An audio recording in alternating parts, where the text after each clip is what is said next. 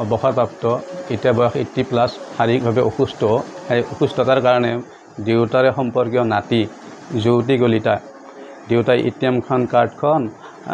দিয়ে মাজে সময়ে তাৰপিছত কি কাৰণত কিবা সি অসৎ উপায়েৰে তাৰ ফোন নম্বৰটো ৰেজিষ্ট্ৰেশ্যন দেউতাৰ একাউণ্টৰ লগত ৰেজিষ্ট্ৰেশ্যন কৰি সি গুগল পে খুলি লৈ 2021 চনৰ পৰা সি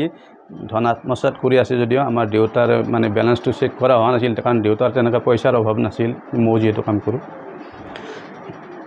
তাৰপিছত এদিন কি হ'ল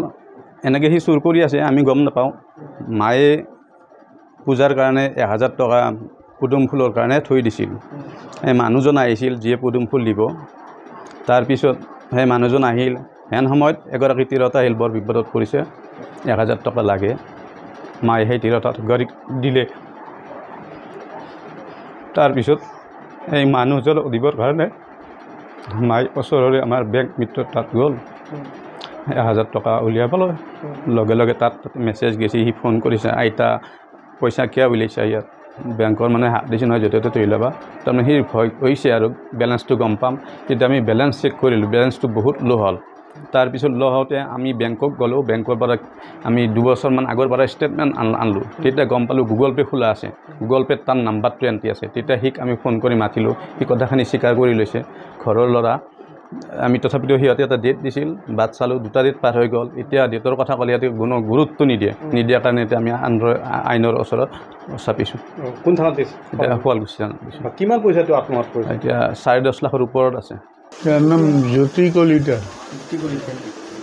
এনে কৰে কি ল'ৰাটো এনে কৰে মানে কি কেতিয়াবা লেবতো কাম কৰে কেতিয়াবা আপোনাৰ শুৱালকুছি ফাৰ্মাচীত কি কাম কৰে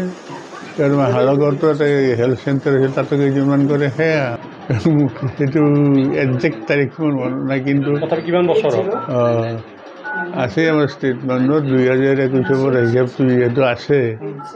সেইটো তাৰিখ ধৰিব 2 বছৰৰ পৰা তেওঁ পইচা উলিয়াই আছে নহয় 2021 পৰা আচ্ছা আপোনাৰ নম্বৰটো চেঞ্জ কৰি গুগল পে' নম্বৰ তেওঁৰ নম্বৰটো দিছে একাউণ্টত তেনেকুৱাই কৰিছে মইতো নাজানো কিমানমান টকা হেৰি কৰিছে প্ৰায় 11 লাখ টকা সি নিজে কৈছে এইবিলাক মই কৰাটো হৈছে সি আছে মোৰ জোৱাইটো আছে মই কিন্তু ৰাগতে বাহিৰত বহি আছোঁ গতিকে চিন্তা কৰিব নালাগে মই পইচাখিনি গোটেই ঘূৰাই দিম ব্লেংক পেপাৰত আমাৰ বাপাও আছে সি চহী দি গৈছে